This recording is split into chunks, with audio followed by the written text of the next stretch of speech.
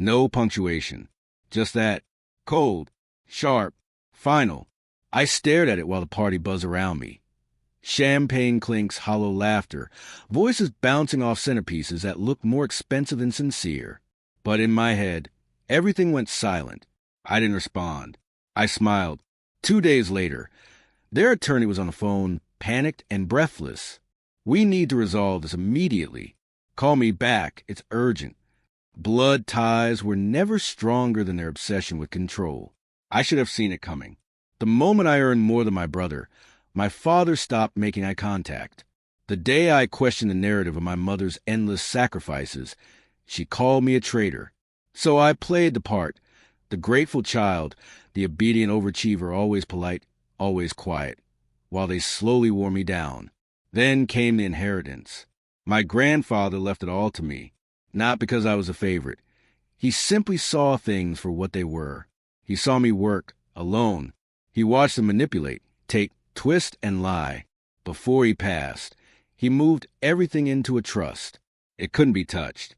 No arguments, no court battles, no loopholes. Everything, the family home, the land, the investments, even the offshore accounts only he and I knew about, came directly to me. They found out after the funeral. That's when the silence began. No one returned my calls. Family dinners? Quietly canceled. My brother started whispering rumors that I forged papers. My mother told anyone who would listen that I tricked a dying man. The last time I visited their house, she poured tea with a smile so syrupy it burned. I left the house key on the entryway table. She shut the door behind me and locked it. I didn't retaliate. Not then. I let them smear my name in private chats and Sunday brunches. I ignored their cryptic Bible verse posts about sin and greed. They assumed my silence meant guilt or fear. It didn't. I was just waiting. I started with my grandfather's accountant, the one who had helped him shield assets for decades. He didn't serve people. He served legacy. He gave me the full blueprint. Properties across 3 nations, 6 banks with active accounts, and 1 old safe deposit box labeled emergency. Then I met with a lawyer, reserved, exact, loyal to the letter. We reviewed the trust.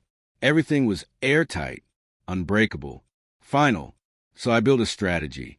2 weeks before my mother's upcoming party, I filed paperwork to transfer the family estate fully into my name. Legally mine to the trust, though still in my grandfather's name due to bureaucratic delays. 3 days before the celebration, I finalized the title change. By morning, I was a legal owner. They just didn't know yet. At the party, I wore gray. Quiet. Forgettable. No one asked why I looked drained. No one wondered where I'd been or what I'd become. They didn't know I'd moved into a high-rise months ago. Didn't know I'd grown the portfolio 3 times over. Didn't know my inbox was flooded with offers they couldn't dream of. To them, I was still the one they could belittle, silence, dismiss. So when my mother sent that message, locks changed. "You have no home." I recognized it for what it was, a warning shot. She just didn't know she was already out of ammo. 2 days later, the lawyer called again. Frantic. They tried to list the estate for sale. Change the locks. New realtor. But the deed, it's in your name. I let him keep talking, the panic rising in his voice. This is serious. They could be in legal trouble. I calmly took a sip of my coffee. "They'll have to vacate immediately." I replied. A pause. "Are you sure you want to pursue that route?"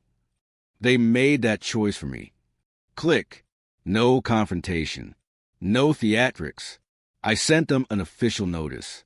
"You are unlawfully occupying property that does not belong to you. You attempted to sell a residence under false ownership. You changed the locks illegally. You have 7 days to leave."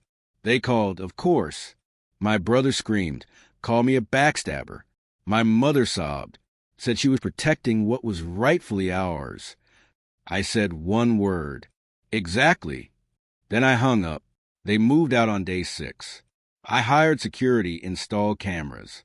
Professional cleaners deep sanitized every room. In the garage, I found a box marked trash, filled with my old childhood photos. I didn't cry. I remodeled. 3 weeks later, I hosted an intimate dinner in that same house. 6 seats. True friends. People who had witnessed the quiet battle I endured.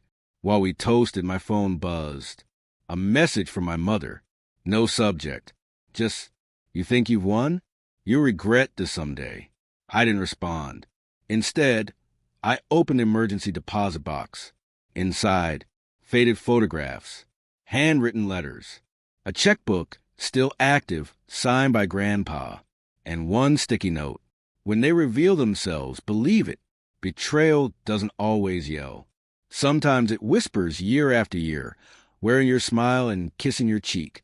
But silence isn't surrender. Sometimes silence is a blade, and when the time comes, you don't flail. You strike once, clean, then you walk away.